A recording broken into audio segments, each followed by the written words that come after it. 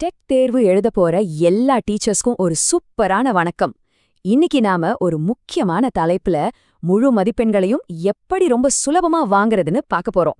ரெடியா? வாங்க ஆரம்பிக்கலாம். உங்க மனசுல ஒரு கேள்வியே ஓடிட்டே இருக்கும். டிஇடி தேர்வுல இந்த கொஸ்டின் டாக்ஸ் பகுதியில முழுசா மார்க் வாங்க முடியுமா? என் பதில் என்னன்னா, நிச்சயமா முடியும். சரியான சில ட்ரிக்ஸ் மட்டும் தெரிஞ்சுக்கிட்டா இது ரொம்பவே சுலபம். அது எப்படின்னு தான் நாம இப்ப பார்க்க போறோம். முதல்ல இந்த கொஸ்டின் டேக்னா என்னன்னு சிம்பிளா பாத்துடலாம். இது ஒண்ணுமில்ல, நாம ஒரு விஷயம் சொல்லிட்டு அது உண்மையா இல்லையான்னு கன்ஃபார்ம் பண்ணிக்க கேக்குற ஒரு குட்டி கேள்வி. நம்ம தமிழ்ல மழை பெய்யுது இல்லையா அப்படின்னு கேட்போம்ல, அதேதாங்க இதுவும். சரி, இப்போ அசலான விஷயத்துக்கு வருவோம். இந்த கொஸ்டின் டேக்ஸ பொறுத்த வரைக்கும் நீங்க கண்டிப்பா தெரிஞ்சுக்க வேண்டிய ஒரே ஒரு கோல்டன் ரூல் இருக்கு. ஆமாங்க, ஒரே ஒரு ரூல் தான். இத மட்டும் நீங்க மனசுல வச்சுக்கிட்டீங்கன்னா பாதி வேலை முடிஞ்ச மாதிரி. அந்த கோல்டன் ரூல் என்ன தெரியுமா? ரொம்ப ரொம்ப சிம்பிள். சென்டென்ஸ் பாசிட்டிவா இருந்தா அதோட டேக் நெகட்டிவா இருக்கணும். பாருங்க, ஹீ இஸ் அ டாக்டர், இது பாசிட்டிவ், அதனால டேக் வந்து இஸ்ன்ட் ஹீ, நெகட்டிவ்.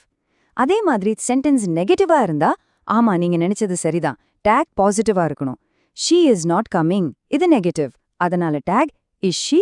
அவ்வளோதாங்க மேட்டர். சரி, இந்த கோல்டன் ரூல் தான் பேஸ். இத வச்சுக்கிட்டு இன்னும் ஒரு மூணு முக்கியமான விதிகளை பார்க்கலாம். இத நீங்க உங்க டிஇடி வெற்றிக்கான ஒரு டூல் கிட்னே நினைச்சுக்கோங்க. அப்படி என்ன இந்த 3 ரூல்ஸ்னு பாக்குறீங்களா? 1 ஆக்ஸிலரி வெர்ப்ஸ் பத்தினது. 2வது இந்த டூ, டஸ், டிட் எங்க யூஸ் பண்ணணும்னு சொல்ற விதி. கடைசியா 3வது சில ஸ்பெஷல் கேசஸ். இங்க தான் நிறைய பேர் தப்பு பண்ணுவாங்க. வாங்க ஒன்னொன்னா டீட்டெயிலா பார்க்கலாம். முதல் விதி ரொம்பவே ஈஸி. ஒரு வாக்கியத்துல இஸ், ஆர், வாஸ், வில்னு என்ன ஹெல்பிங் வெர்ப் இருக்கோ அதையே அப்படியே டேக்ல யூஸ் பண்ணணும். ஆனா கோல்டன் ரூல் ஞாபகம் இருக்கா? பாசிட்டிவ்னா நெகட்டிவ். இங்க பாருங்க, தே ஆர் பிளேயிங்ல ஆர் இருக்கு, அதனால டேக்ல ஆண்ட் தே அப்படின்னு வருது. சிம்பிள். ஓகே, 2வது விதி. ஒருவேளை சென்டென்ஸ்ல ஹெல்பிங் வெர்பே இல்ல, வெறும் ஆக்ஷன் வெர்ப் மட்டும்தான் இருக்கு. அப்போ என்ன பண்றது? அங்கதான் நம்ம ஹீரோஸ் டூ, டஸ், டிட் உள்ள வராங்க. சென்டென்ஸ் பிரசன்ட் டென்ஸ்ல இருந்தா டூ இல்லனா டஸ் யூஸ் பண்ணணும். பாஸ்ட் டென்ஸ்ல இருந்தா டிட். இங்க பாருங்க, ஷீ ரோட் அ லெட்டர்.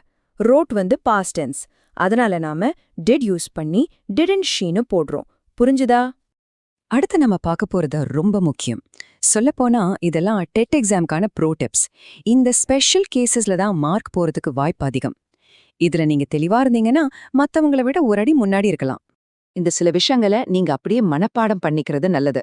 ஐ ஆம்னு ஆரம்பிச்சா அதோட டேக் ஆமென்டாய் கிடையாது, அது தப்பு. சரியான டேக் ஆன்டாய். இதை நோட் பண்ணிக்கோங்க.